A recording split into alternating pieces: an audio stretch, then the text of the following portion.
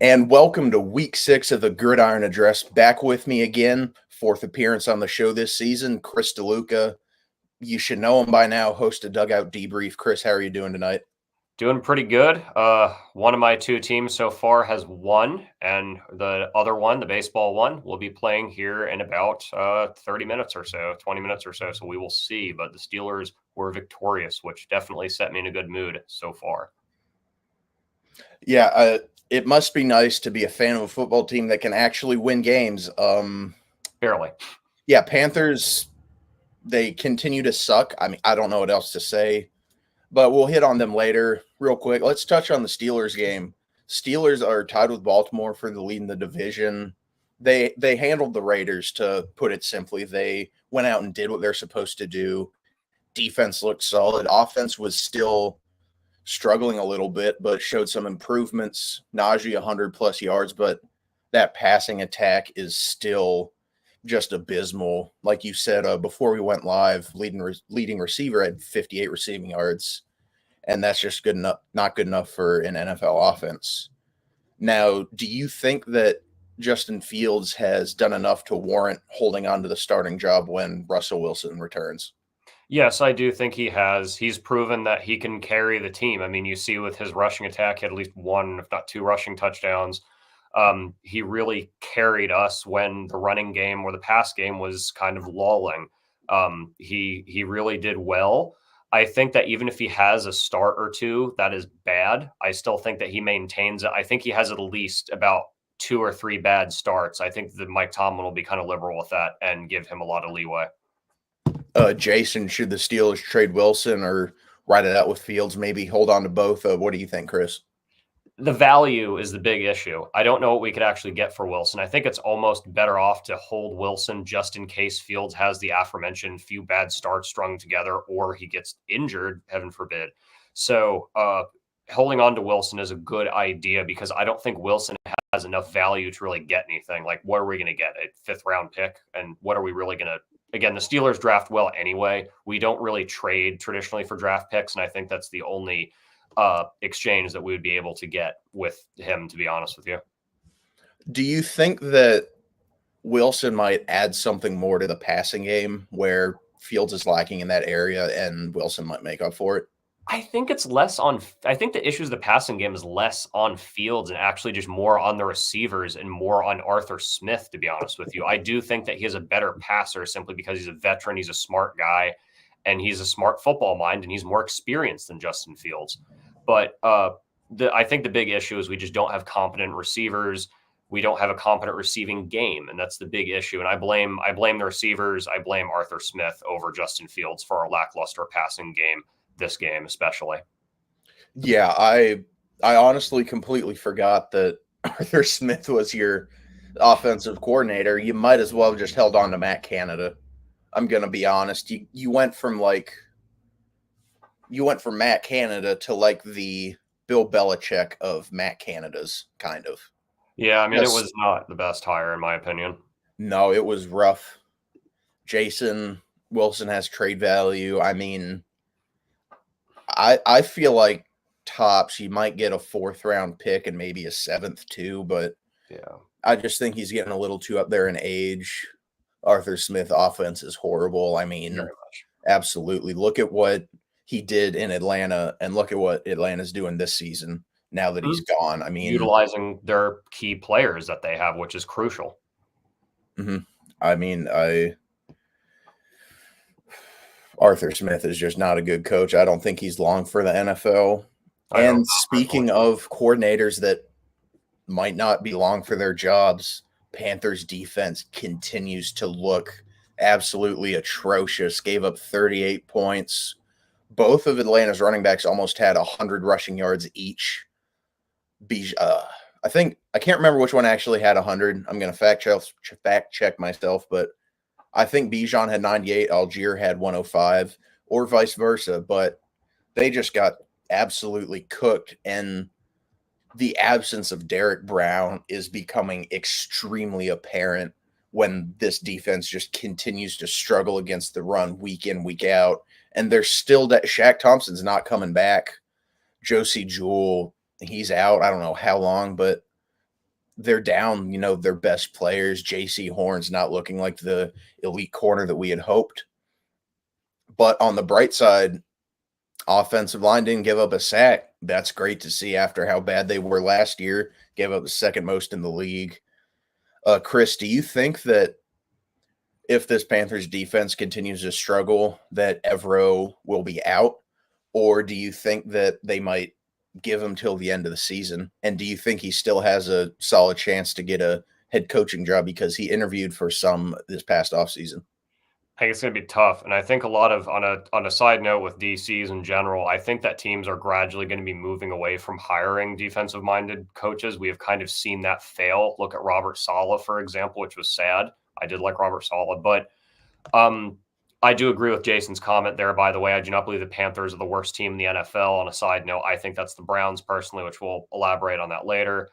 But overall, I think that there is a chance that they get rid of him in the middle of the year. But at the same time, it's kind of the barn is burning so hot that it's almost like you can't really stop the bleeding at this point. And I don't think firing a coach is going to help stop the bleeding. Any of them, any of the three main ones. Yeah, I mean, it's definitely not, but I just feel like David Tepper is going to look for a guy to blame. And this defense has been atrocious. And that puts a big target on Evero's back, despite just the team's bad top to bottom. But they need to give Canales time. I'd like to see him get at least 2 years. I mean, you sign a guy to a 6-year deal, you got to hold on to him for a while. Jason, Jaguars, Browns, Raiders, Pats, all worse than the Panthers. I mean, yeah, beat the Raiders, the Browns. I feel like Carolina would give up like 150 rushing yards to Jerome Ford, and they would win because the defense is just terrible, and Watson would be just good enough to not lose. Jags and Pats, they're both terrible. We'll be touching on the Jags game here shortly. Wayne Thomas in the comments. Evening, gentlemen. Appreciate you watching, Wayne. I hope I can get you on the show sometime soon. But yeah, let's stop talking about the Panthers Steelers. I mean, the people have heard us talk about it for, I think, 3 weeks in a row now. Let's give them a little break. And starting off with the Jaguars, they lose by 19 to the Bears in London. The Bears continue to look actually pretty good. The NFC North might be the best division in the league right now. You got 4 teams that easily have a chance to make the playoffs, but they're not all. I don't think, can they all make it? I don't think so, no. How many wild cards there are? Because it's three. Is it 3 wild cards now? Either 3 or 4. I think it's 3. Yeah. So you could have the entire division in the playoffs, which is just insane. I mean, Minnesota's still top of the division on a bye. Detroit looked phenomenal against Dallas, and I wish we could have had one of the Cowboys fans on. I hope Michael pops in the comments because I gotta let him know a little bit. They gave it 47 points, just absolutely insane. This is what happens when they play against a competent offense. I mean, that's kind of the only thing with Dallas is this is what happens when you play against an offense that doesn't just throw screen passes and slants, you know? I know.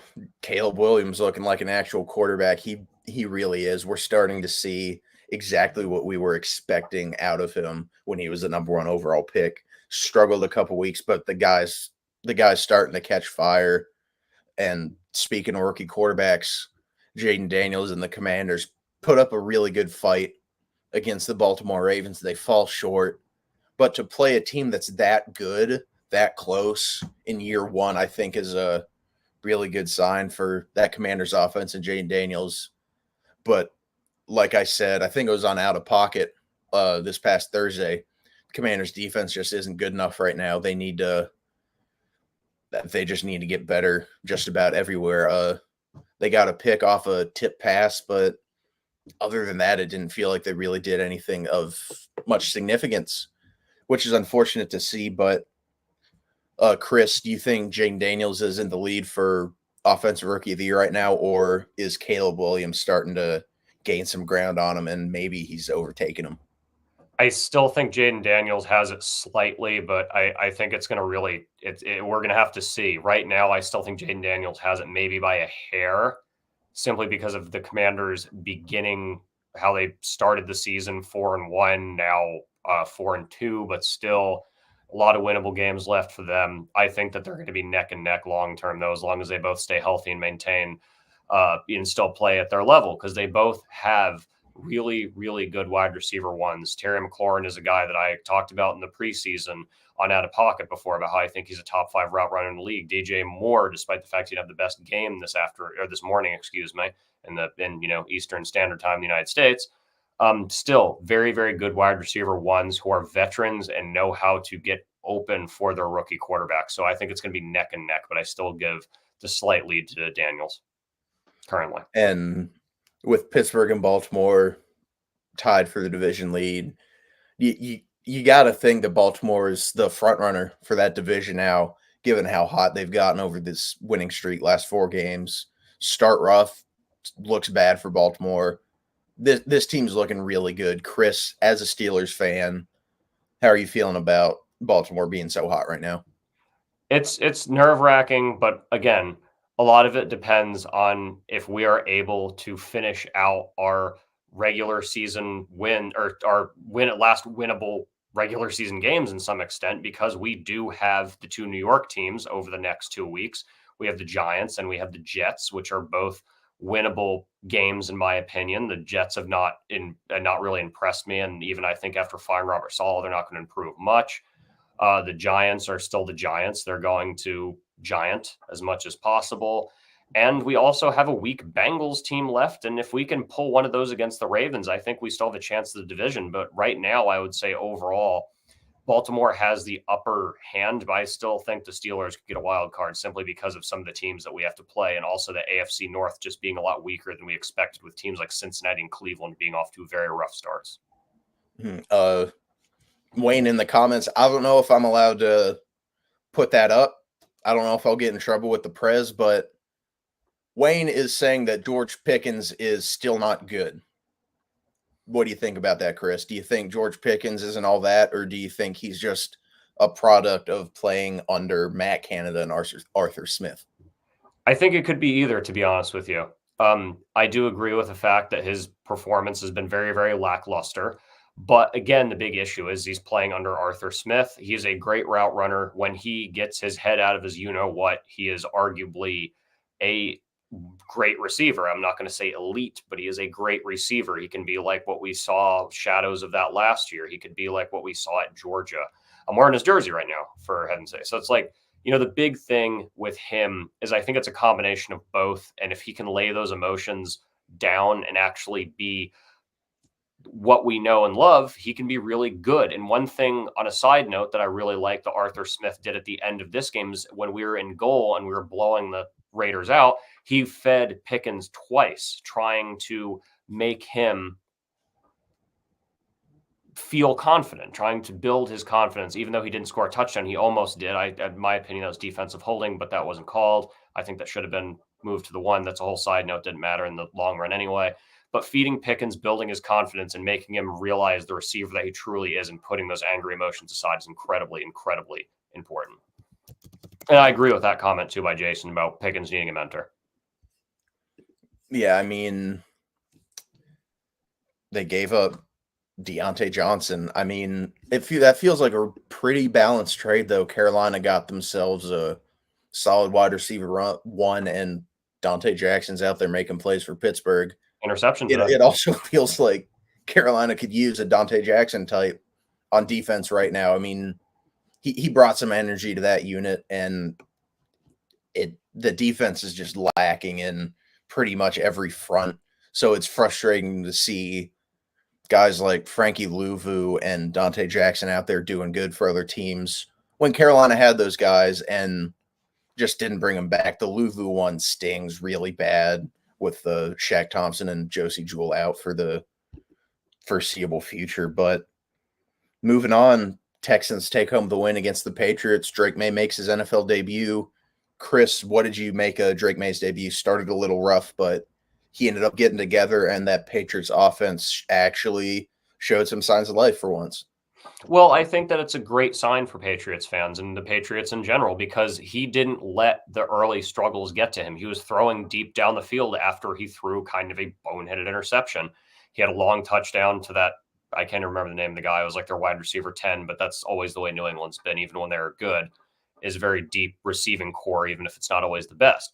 He was still throwing down the field. He was still showing confidence. I think that's a great, I think it's a good idea. I think they pulled him in a bit early, but he looks good, especially for his first ever NFL start. Yeah, I agree with you there. I'm excited to see what he can do. I think he's got a super bright future. I disagree that it's too early for him to be starting. It feels like a good point. I think he needs to get some game experience, but they need to invest on that offensive line. He took 4 sacks in his debut. That's not a good start. Really rough. You got to take a page out of Carolina's book and drop some serious money on the offensive line and protect your young quarterback early. Maybe try and see if anybody's going to trade an offensive lineman. Just invest in the offensive line ASAP because you can't have a young guy taking that many hits in a game. It's just not good enough. And on the other side of this game, Chris, how far do you think this Texans team can go this season? I think that they're one of the front runners in the AFC, to be honest with you, because the AFC is incredibly top heavy this year. Obviously, Kansas City has looked amazing, but I could definitely see an AFC championship between the Texans and the Chiefs because nobody really in the AFC East is impressing me. The AFC South is still not exactly the greatest, and the AFC West and North, I mean, Baltimore and Pittsburgh, I think look good. I still see the Steelers making the playoffs and bowing out in the first round, but I would honestly say the Texans could either make a Super Bowl or at least an AFC championship and get that monkey off of their back because they're actually the only team in the NFL that has never made a conference championship, by the way. So, and they've only existed since 2002, so we do give them that, but they're the only team ever, and I think that this might be the year that they get that monkey off their back finally. You know, I agree with you. For me, if Kansas City, if Patrick Mahomes did not exist, I would feel incredibly confident that they could make a legitimate run. Jason telling us to relax. Texans beat a college team. They need quality wins last week. I mean, yeah, the AFC's top heavy. I think Buffalo's a good win for Houston. Honestly, that's a dangerous offense that can put up a lot of points really quick. Granted, no Khalil Shakir, but still to functionally shut down Josh Allen, who is a very, very good quarterback, is impressive. So I'm still pretty high on the Texans. I picked against them when they played the Bills, and they made me eat my words. So I'm going to keep backing the Texans because I back them. They seem to do pretty well. I don't back them, and they still do well. So keep backing them. Moving on, the Eagles, close game against a really, really bad Cleveland team. It felt like they were trying to lose, honestly. Win 20-16. How hot do you think Nick Sirianni's seat is right now after that uncomfortably close game? It's still hot, and I'm sure we've all seen the videos on Twitter or TikTok or whatever on social media of him yelling at the Philly fans. And, you know, they're calling for him to be fired. That's Philly. They do that. That's just kind of a Philly thing to do. I do think that it's hot. I wouldn't say it's scorching hot because like Michael, not Mike Davis, but mouthing off with Mike has said before, the Eagles don't fire coaches. They're not to the level of the Steelers, but they don't really fire coaches quick. I think Sirianni is still a relatively respectable play caller. He's not top 5, not top 10 by a mile, but I wouldn't be jumping and getting rid of him. I think the Eagles are just really discombobulated right now, and I couldn't even give a solid way to fix them because they have by a mile the best receiving core in the NFL. They have a very good quarterback with a very good performance, by the way, today. But that blocked kick, the Eagles' defense looks ugly. As Jason said, the Eagles' offensive line looks really ugly too. So there's a lot of points of concern with that team that some of it can be pointed back to Sirianni, and then some of it I wouldn't say is fully. I will say Nick Sirianni is not a primary play caller for the Philadelphia Eagles. I So didn't you, know you that. got to call into question, Mm. what does the man do? Is he just there to bring some energy to the team? Kellen Moore is their offensive play caller, and their defensive play caller, Matt Patricia. I can't believe that guy still has an NFL job. It's insane. I didn't realize he was their defensive coordinator. I just looked it up. It feels ridiculous. The guy has not really had success in a very long time. It feels mind-boggling, in all honesty. If I'm Philly, I'm getting Steve Wilkes on the phone. I think he's a super good defensive coordinator. I'd love to see him. I don't think he should have gotten fired from fired from the 49ers. They were looking for a scapegoat, losing in the NFC Championship, and Wilkes just fell victim to that, and it's really unfortunate to see. But yeah, moving on, Tampa, New Orleans. Spencer Rattler makes his NFL debut. He looked solid to start out, and then he came back down to earth. But Baker, on the other end, did his best Jameis Winston impression. 4 touchdowns, 3 interceptions. But the Bucks put up 51 points. They win 51-27.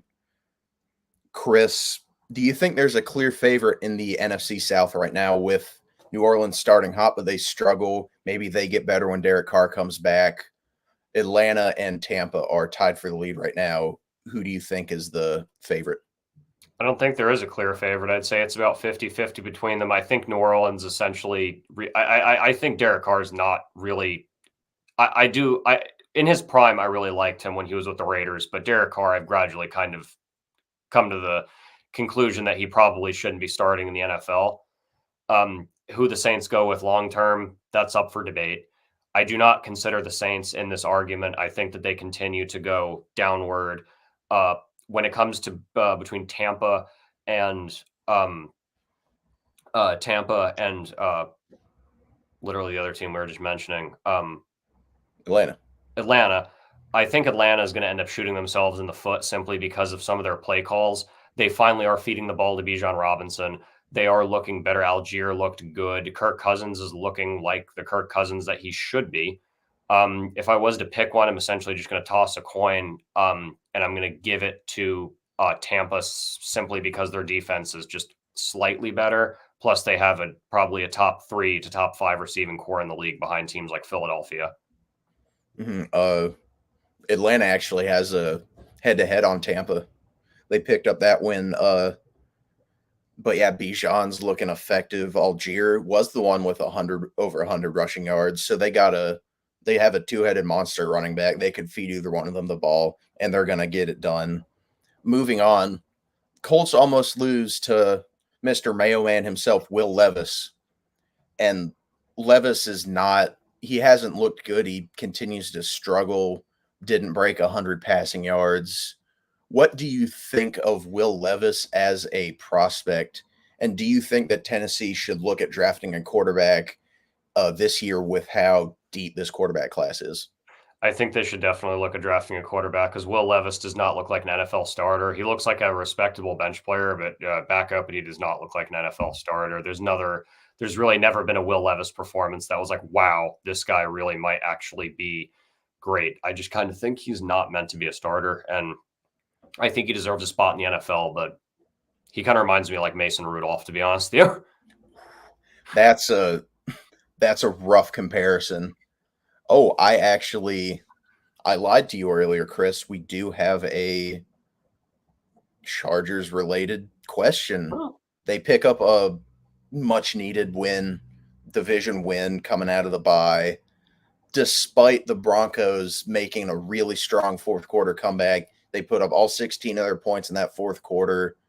So the Broncos got a little something. Do you think that this is primarily for the Chargers, but maybe the Broncos as well? Do you think they could make a push for one of the wild card spots?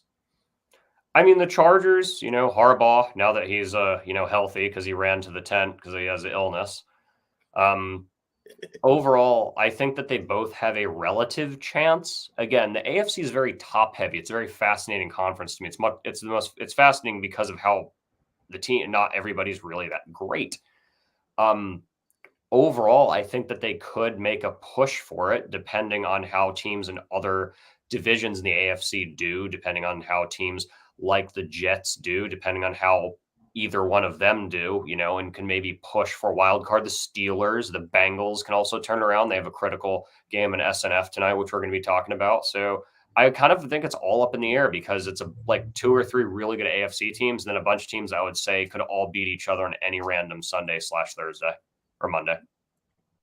I'm inclined to agree with you. I just before we move on, I think you know what game we're going to talk about, Michael. If you want to pop into the studio real quick, we can have you on if you're still watching. I'll give you a couple minutes, but I can see you pop in. Please, I'd love to have you on for like 4 minutes. It would be amazing. Tristan in the comments. Appreciate you watching, Tristan. But yeah, moving on. I don't think Michael's going to come on. He knows he shouldn't. Yeah, he had to face a competent offense for once, so now he's running away. How about them Cowboys? I mean, it's got to be their year, right?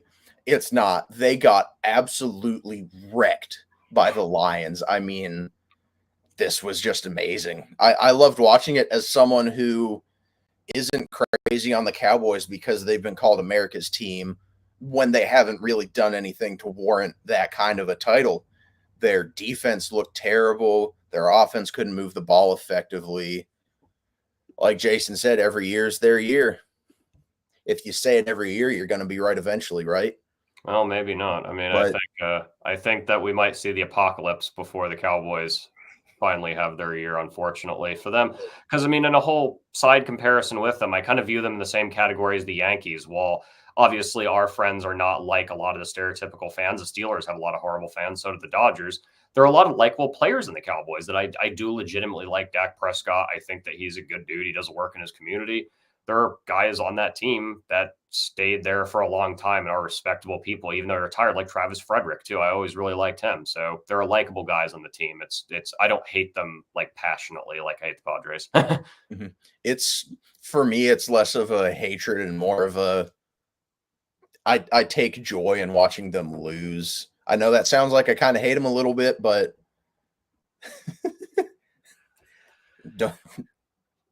Jason, not crazy on that Yankees comparison, but I mean, if he's not a bandwagon Yankee fan, but I see it just a tad. But which team do you think this says more about? Like, is this Detroit just being insanely elite, or is Dallas actually trash?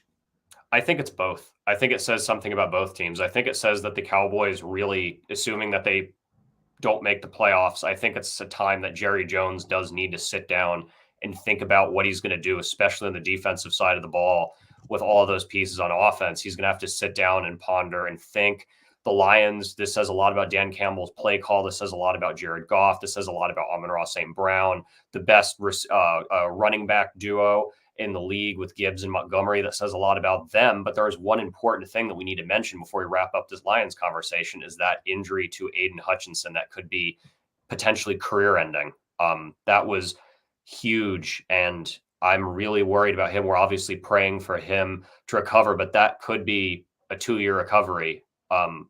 Depending on how clean the break was, they're going to need to put some rods and pins in there and keep them in for at least a year. It's almost a similar, I wouldn't say it's as severe as Alex Smith because I'm hoping it's not going to get infected, heaven forbid, or anything. But that's a big thing that I think we need to note is that loss of Hutchinson is a big thing in the locker room and in the talent department.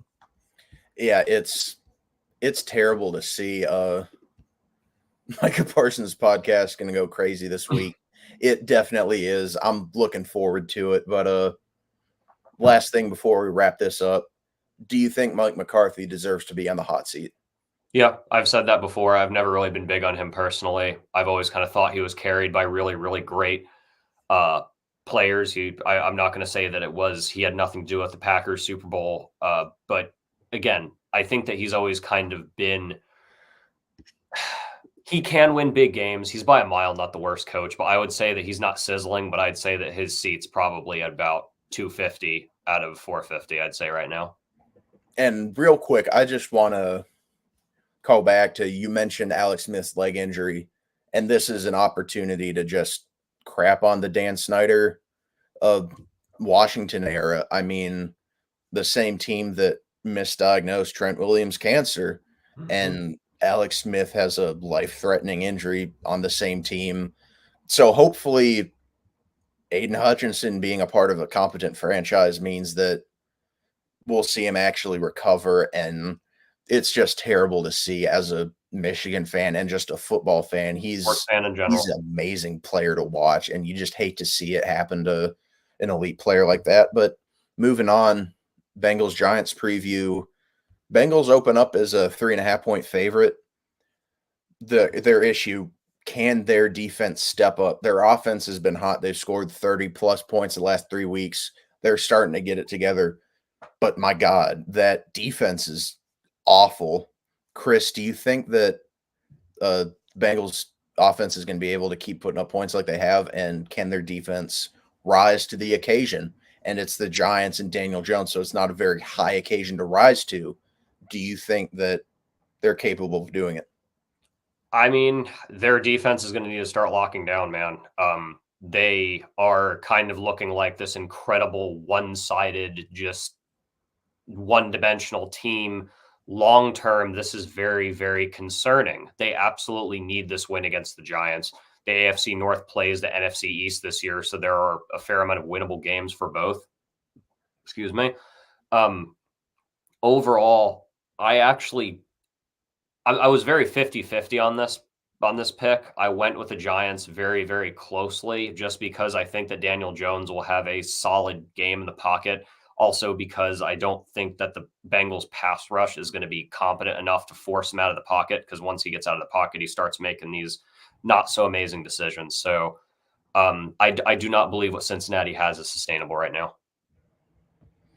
Yeah, it's rough. What I feel like this is going to come down to which defense can get stops realistically. I mean, it's a solid Giants offense even without Malik Neighbors. We're seeing Darius Slayton, Wan'Dale Robinson, Tyron Tracy Jr., who I'm really excited to see get another start with Devin Singletary out. I mean, the Giants got some pieces, and it's definitely going to cause issues for that Bengals defense, but I'm inclined to back the Bengals. I think their offense is too hot right now, and I don't completely trust Danny Dimes to not mess up. He's going to look like Danny Dimes has looked before. He's going to do something stupid, which is the main problem with the Giants, is not being able to fully capitalize, and I don't see them actually doing that. Exactly. Purdue legend Tyron Tracy, he looked great last week, 129 rushing yards. I think he has a legitimate chance to eat into Devin Singletary's touches when he comes back, like we were talking about earlier in the day, Chris. I think he's RB1. I think he's going to be RB1 after Singletary comes back.